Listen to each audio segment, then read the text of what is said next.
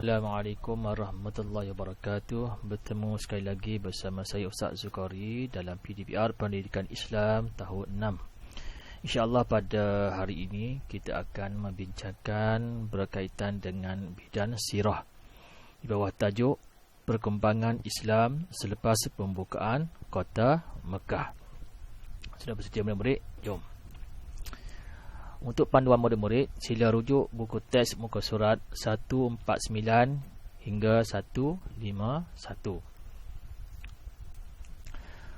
Baik, objektif pembelajaran kita pada hari ini, pada akhir pembelajaran, murid-murid akan dapat yang pertama, menerangkan strategi dakwah Rasulullah SAW selepas pembukaan Kota Mekah.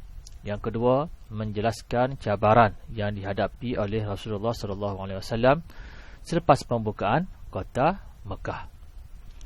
Peristiwa pembukaan Kota Mekah telah kita belajar pada awal tahun. Masih ingatkan lagi murid-murid? Baik, sedikit pengenalan berkaitan dengan tajuk kita pada hari ini. Selepas peristiwa pembukaan Kota Mekah, dakwah Islamiyah telah berkembang ke seluruh dunia, termasuk negara kita, Malaysia. Populasi umat Islam semakin ramai dan berkembang, dan negara Islam semakin banyak terbina. Okey, lihat pada peta ini, yang berwarna hijau itu ialah negara-negara yang majoritinya ialah umat Islam. Okey, uji minda anda berpandukan peta di atas, sebutkan negara Islam yang ada di dunia ini selain Malaysia, Madinah dan Mekah. Apakah negara lain? Sebutkan ada 2 atau 3 negara Islam yang lain. Dapat murid-murid? Baik, kita teruskan kepada tajuk kita pada hari ini, iaitu strategi Nabi Muhammad SAW berdakwah dan kesannya. Strategi yang pertama ialah mengukuhkan negara Islam. Okey, Rasulullah SAW telah membentuk masyarakat mengikut acuan Islam. Okey, iaitu baginda Rasulullah SAW telah menghapuskan amalan jahiliyah, iaitu amalan kuno, amalan buruk yang dilakukan oleh kaum jahiliyah, seperti menyembah berhala dan juga mementingkan kaum dan kabilah masing-masing serta keturunan mereka. Yang kedua, melengkapkan kaum muslimi, yakni kaum Islam, dengan ilmu agama. Dan yang ketiga, menekankan amalan-amalan baik dan mulia, seperti tidak mensyirikkan Allah, taat kepada Nabi, dan mengukuhkan persaudaraan sesama Islam. Isi penting yang kedua di bawah strategi pertama, mengukuhkan negara Islam, baginda Nabi SAW telah memperkasakan ekonomi umat Islam. Baginda telah mengutuskan pemungut zakat dan jizyah kepada kabilah-kabilah dan negeri-negeri yang dikuasai Islam. Apa itu jizyah? Jizyah ialah cukai yang dibayar oleh rakyat yang bukan beragama Islam, yang tinggal atau bernaung di bawah pemerintahan Islam. Baik, kita teruskan juga lagi kepada strategi yang kedua yang dibuat oleh Nabi Muhammad SAW ketika berdakwah. Strategi kedua, menekankan tanggungjawab berdakwah, iaitu setiap Muslim, yakni lelaki atau perempuan, berperanan menyebarkan Islam, berdakwah. Yang kedua, saling berganding bahu mempertahankan kesucian Islam daripada ancaman musuh. Jika ada peperangan, mesti sama-sama berjuang mempertahankan Islam. Seterusnya, strategi yang ketiga, baginda Rasulullah SAW menjalankan hubungan luar, iaitu baginda menghantar utusan kepada kabilah-kabilah Arab dan melantik gubernur di negeri-negeri yang dikuasai Islam.